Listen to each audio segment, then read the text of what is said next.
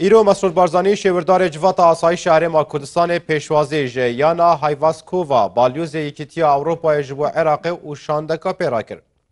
لا دیدارێکدا کە نوێنەری حکوومەتی هەرێمی کوردستان لە یەکێتی ئەوروپا ئامادەی بوو کێشەی ئەمنی و سیاسیەکانی عراق بەگشتی و چۆنیەتی چارەسەرکردنیان خرانە بەرباس و بیرورا لەبارەی پۆرچەکردنی هێزی پێشمەرگە بۆ تێکشکاندن و لە ناوبردنی تیرۆریستانی داعش ئاڵوگۆڕ کرا.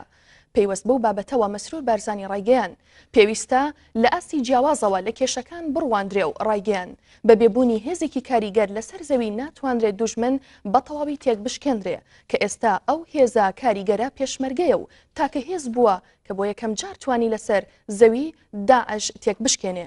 بۆیە لەلایەن کۆمەڵگەی نێودەوڵەتیەوە شایانی پشتیوانیکردنی زیاترە.